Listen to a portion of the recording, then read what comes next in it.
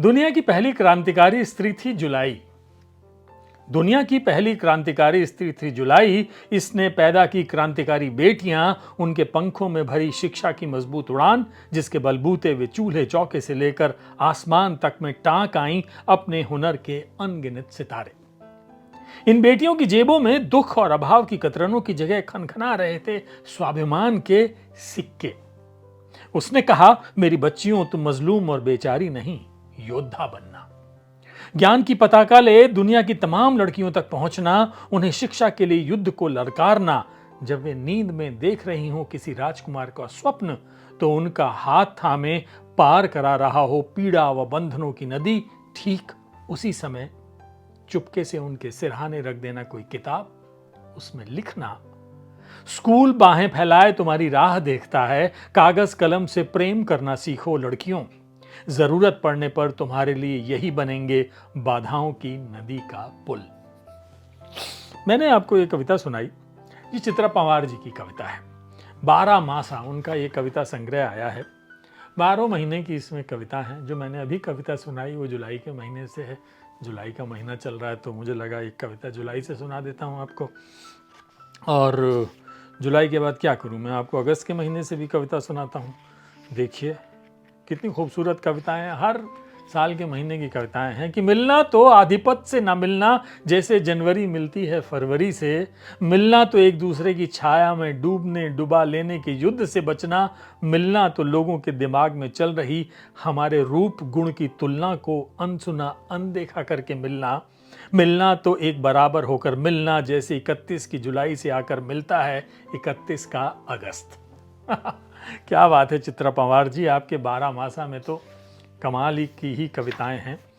सितंबर, अच्छा सा मौसम, गुलाबी गुलाबी गुनगुनी सी हवा आ जाती है, उसमें मजा आने लगता है ना। उस हवा में एक अलग ही वे दुख की घेराई काली घटाओं से भी चटक धूप सी खिलखिला उठती। रिश्तों की उष्णता को बनाए रखने की चाह में न जाने कब की ठंडी पड़ चुकी थी उनकी इच्छाओं की मृतदेह। घर आंगन में संगीत बोती माँ के अंतर में चौमासे की रातों का डरावना सन्नाटा गूंजता रहता। हंसते हंसते रोने और रोते रोते अचानक हंसने वाली जादूगरनी माँ, धान के खेत सी घुटन भरी उमस में भी बाहर से हरी भरी दिखने का उत्तम अभिनय करना जानती। अपनों के रंग में रंगी माँ कब का भूल चुकी थी अपना असली रंग। उपेक्षित सितंबर थी माँ, उसमें गहरे समाये थे सारे मौसम, मगर वो किसी में नहीं थी। तो ये सितंबर की कविताएं हैं। अक्टूबर, अब अक्टूबर को तो मैं मिस नहीं कर सकता चित्रा पंवार जी, क्योंकि मेरा जन्मदिन आता है अक्टूबर में और अक्टूबर का मौसम बेहद सुहाना होता है। तो अक्टूबर में मैं क्या सुनाऊं? लो ये सुनिए कि आ जाओ, कि अब तो आकर विदा हो चुके हैं ग्रीष्म और बरसात, आने वाले हैं सांझी मैया के दिन। आ जाओ, देखो अब तो आ गए बापू भी, रास्ते में है शरद ऋतु, बाजार में लौट आई है ऊनी कपड़ों की सेल, मौसम मिल रहे हैं एक दूसरे के गले, मैं सूनी आंखों से देखती हूँ घर का द्वार। तुम्हारे शहर की लौटती ट्रेन की आवाज पर दौड़ कर जाती हूँ खिड़की तक, आ भी जाओ अब। कई माह बीते, कोयल भी गीत गाकर सो रही है चैन की नींद, टिटहरी का कंठ भी है तृप्त, फल फूल रही है नेह में भीगी धरती, बस तुम्हारी याद में बरस रही हैं मेरी आंखें।